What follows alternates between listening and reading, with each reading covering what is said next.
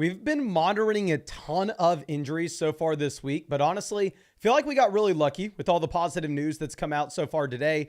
We're going to go ahead. We're going to dive into pretty much every single player, and I'm going to be updating our rankings as we do this as well for week 7.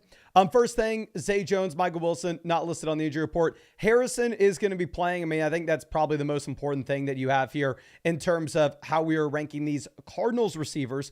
Obviously, we needed the confirmation that Marvin Harrison Jr. would be good to go because it's a super late game on Monday night. I personally have Harrison ranked as more so a mid wide receiver 2 here, right behind guys like Garrett Wilson, Avonte Adams, T. Higgins, and right above Brian Thomas, Tyreek Hill, and Zay Flowers. It is a tougher matchup that you're going to have for Harrison, so that is something to point out. Quentin Johnston, Hayden Hurst, don't care about him, but if you were planning on playing Johnston, probably should pivot elsewhere because he does have the ankle injury. And honestly, I think you could just go ahead and drop Quentin Johnston. Ladd McConkey listed as questionable. So obviously this will be something to continue to monitor. The issue that you have, super late game on Monday. So if you're looking at maybe a Sunday morning DeMario Douglas versus rolling the dice that you get Ladd McConkey on Monday night, you probably go with the safe option on Sunday, but obviously this will be something you monitor. It is a good matchup for Ladd though. And Mason Rudolph's going to start for the Titans week 7. So, I mean, we can go through and I can actually pull this up for y'all, but we can look at the updated and implied team totals that you have for this week, because this is a really good way to figure out what players you want to be starting, what guys you want to be avoiding in terms of just the general offenses. And if you are looking at the Tennessee Titans right now, I believe they have the lowest implied team total of any team in the NFL for this week. We can go ahead and pull this up here. You have the Tennessee Titans down here at 16. You knew to avoid All Saints because they had the second lowest total this week. Obviously, the Saints ended up actually imploding here.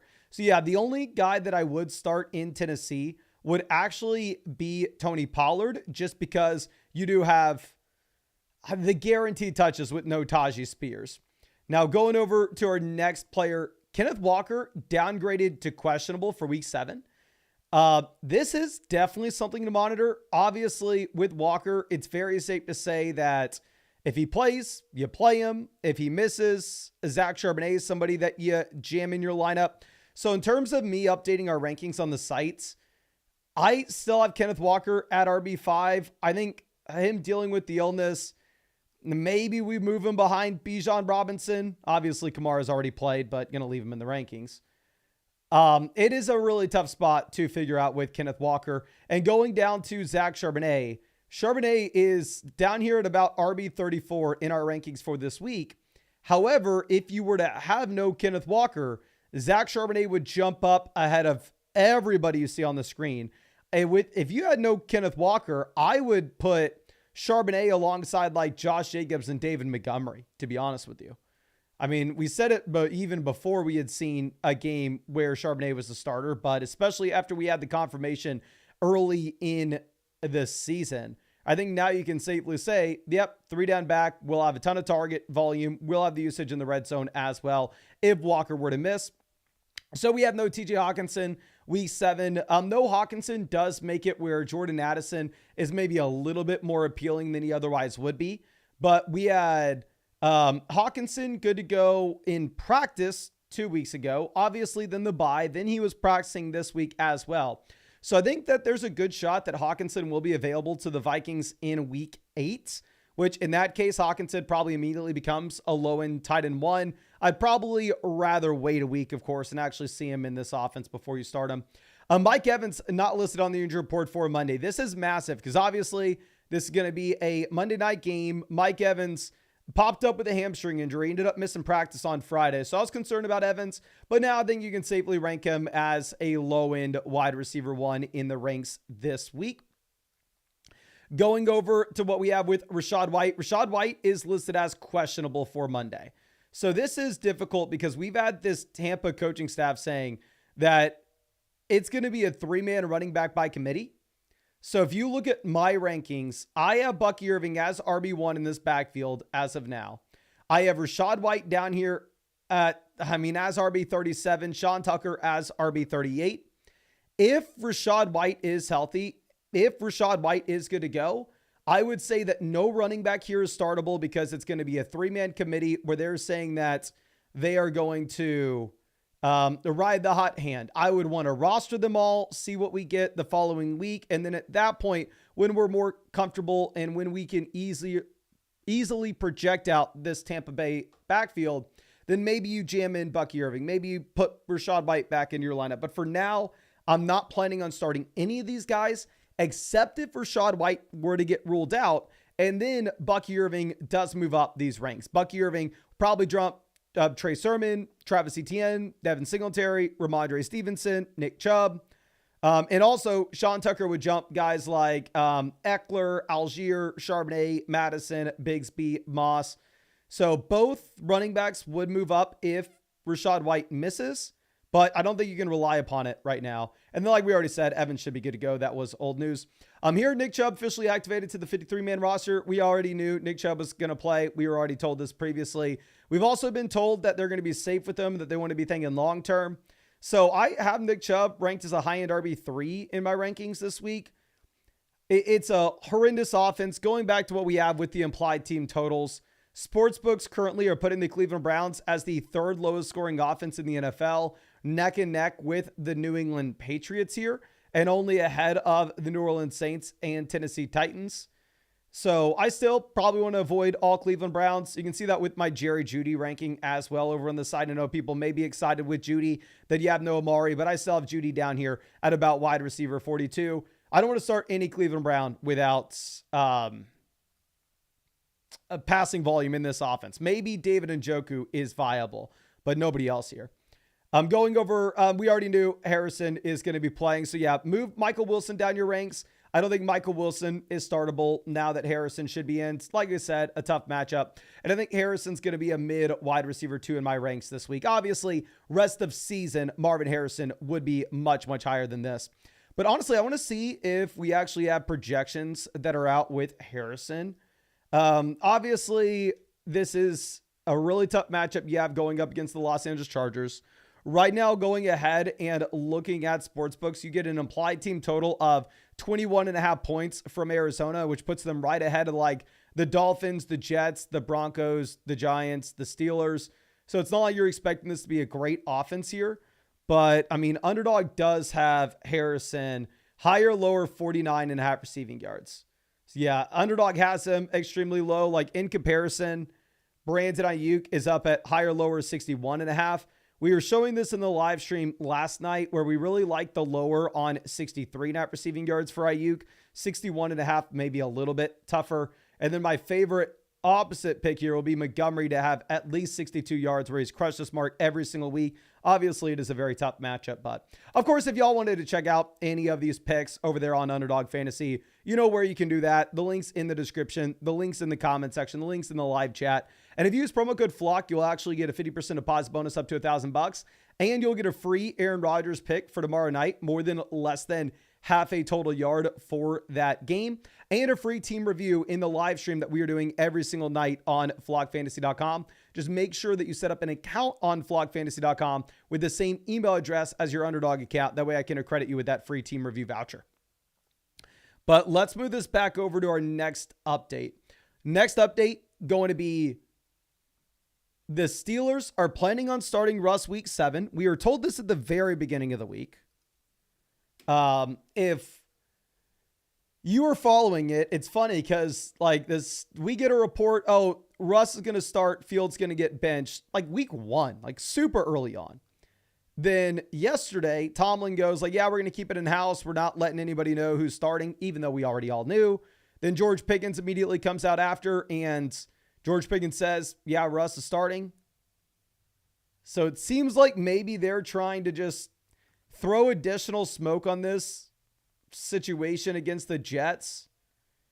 So maybe the Jets have to game plan for some Justin Fields, but obviously you're not starting Justin Fields, even if it's a super flex league. I probably wouldn't start Russell Wilson either. And then I probably wouldn't roster either quarterback. Obviously, if super flex format, you can roster both just with the hopes of one of them turning into an upside play for week 8.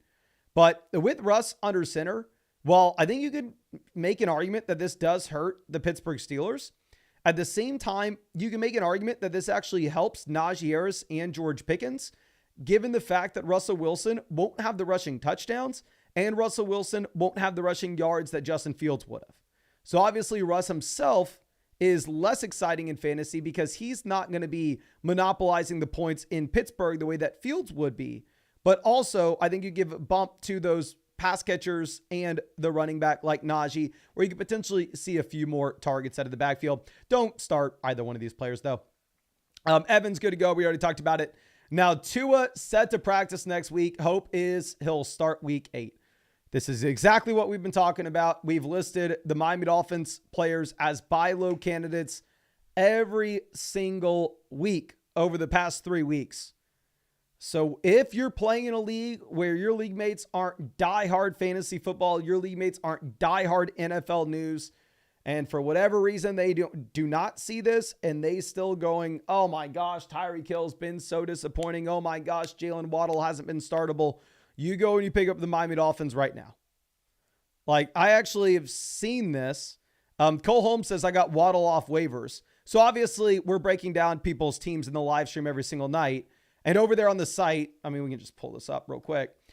Whenever y'all submit your team for review on the site, I can go through and I can view it in our league analyzer.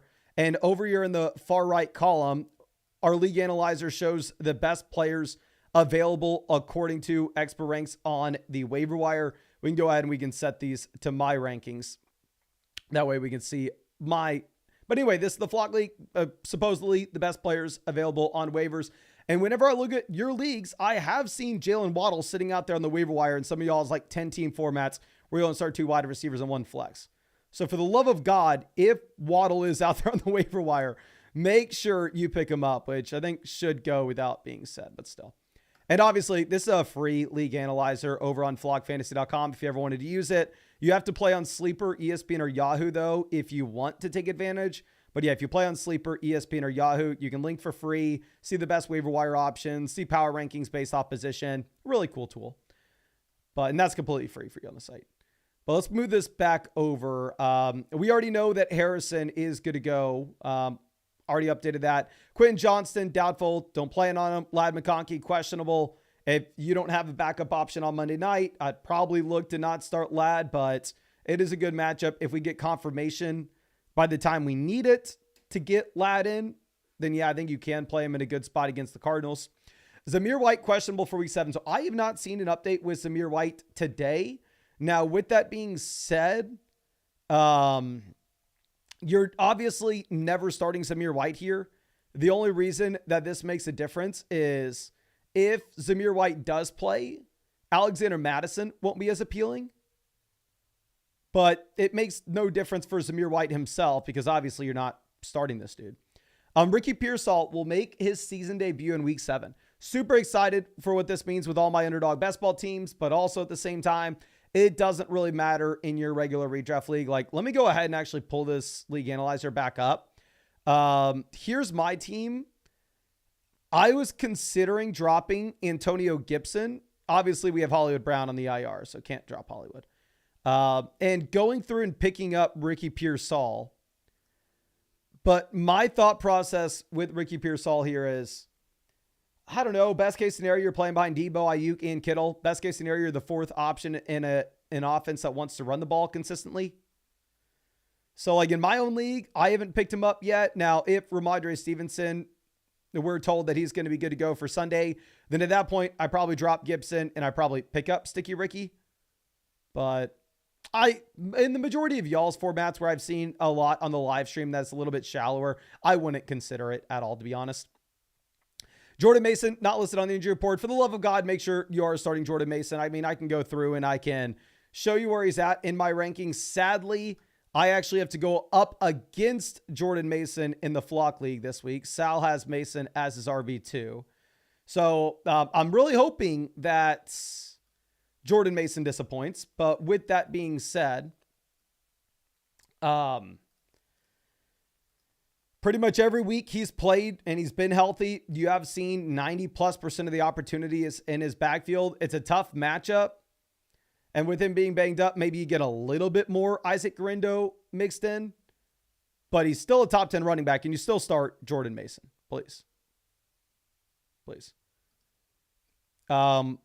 Joe says Ramondre update recently. I'll look for the Ramondre update. Let me get through the rest of the stuff that we have here as well, though. Juwan Jennings ruled out for week 7. I think you cut Juwan Jennings if you have him. Amari Cooper will play week 7. I think you can play Amari as a borderline flex. Rachaad White, like I said, I'm not wanting to start anybody in Tampa unless Rachaad White is ruled out. Then in that case, you can go Bucky Irving. Evans going to be good to go. Brian Robinson listed as questionable. So with Robinson, if he does play, you jam him in. It is a beautiful matchup against the Carolina Panthers. Going back over to what you have with those implied team totals we were looking at previously, right now, the best offenses, according to Las Vegas sportsbooks this week, will be led off by the Washington Commanders and is not even remotely close. Sportsbooks are giving the Commanders a 30-point implied team total. Insane. Obviously, this has been a great Commanders offense, and at the same time, this is a great matchup against the Carolina Panthers. But if Brian Robinson does play, like if I knew this guy was 100% healthy, you could make an argument to have him as a mid RB1 this week. Now, of course, I have to freaking play against this dude. So I'm really hoping Brian Robinson doesn't play. And if Brian Robinson doesn't play, I'll personally, myself, probably jam in Austin Eckler. But before we have the official confirmation, I'm going to have Brian Robinson sitting here about RB12.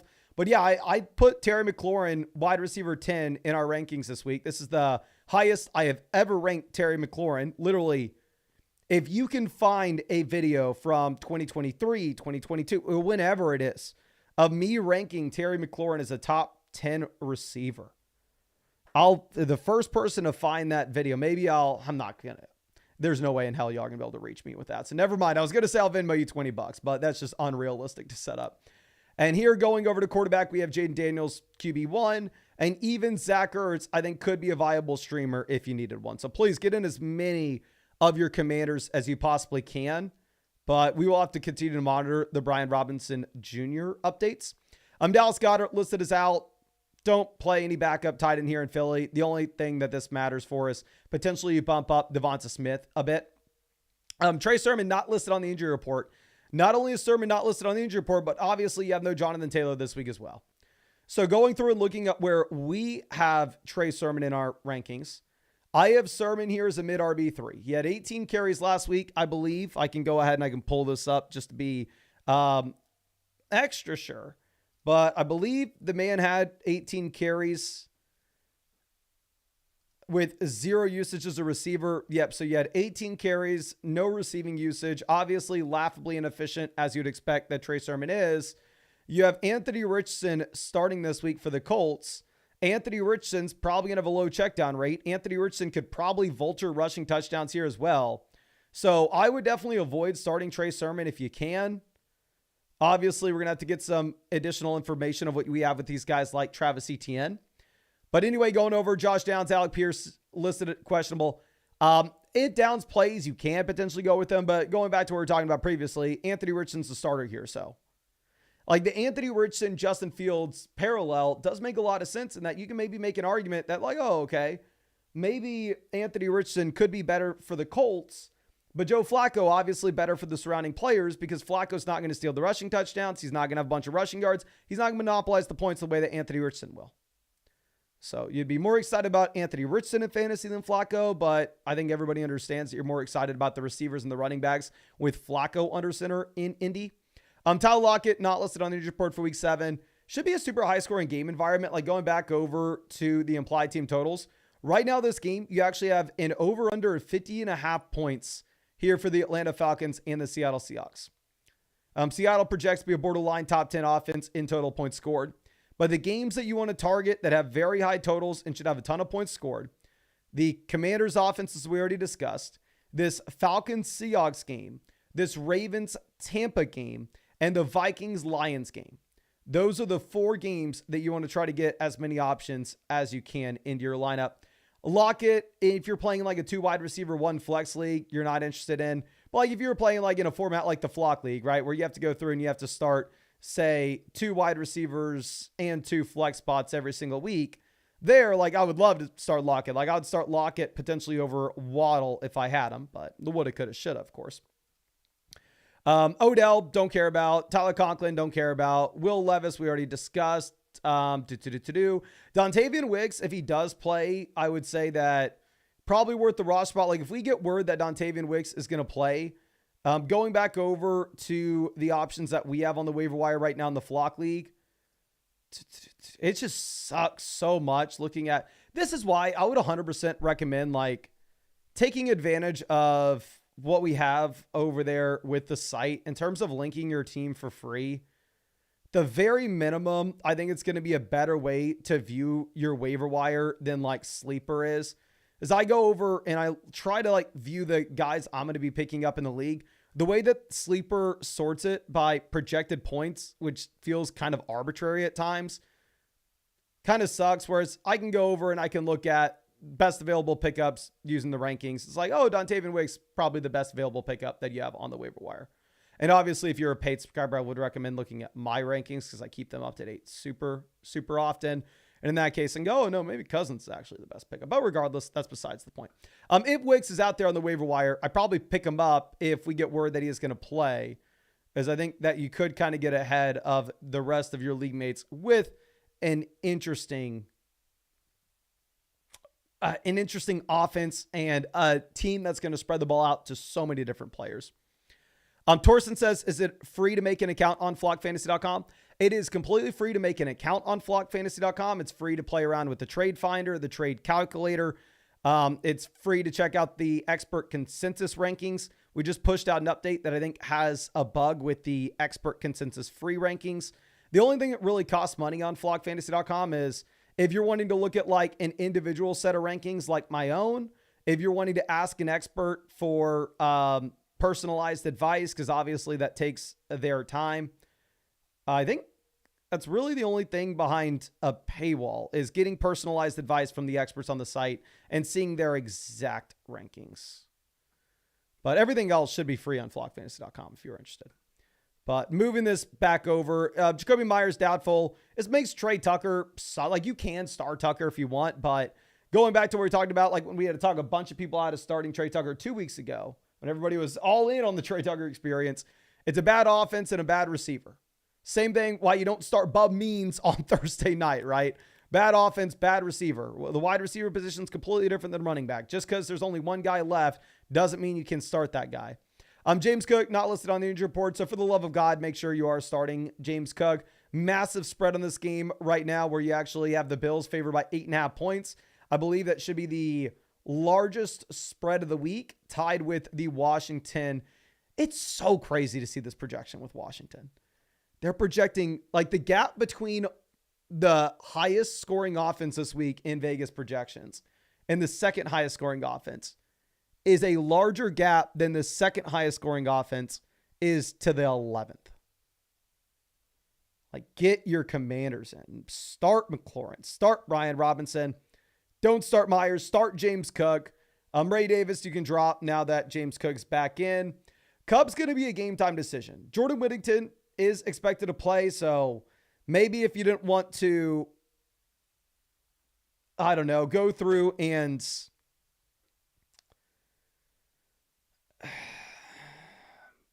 drop Whittington right this second, you don't have to. Once Cup is back in and once Cup is fully healthy, you drop Whittington. Obviously, we're really hoping that we get a Cooper Kupp update by tomorrow morning. Because if Kupp's good to go, you play Cooper Kupp. Clyde Edwards-Helaire is going to be playing. Don't play Clyde Edwards-Helaire, of course. But maybe you're a little bit more hesitant with Kareem Hunt. Hawkinson's out. We already talked about it. Derek Carr looks like he's probably going to be coming back for week 9. I think you do have an interesting buy low opportunity, specifically with Olave.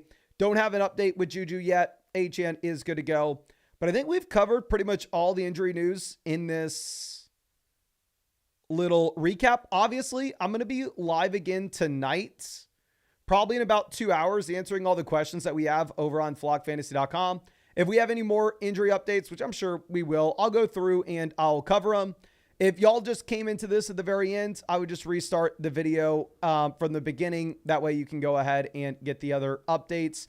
And of course, if y'all wanted to take advantage of a free team review over on flockfantasy.com, we actually have a promo set up for y'all. Or if you go over to Underdog Fantasy and use promo code FLOCK, you will get a 50% deposit bonus up to $1,000.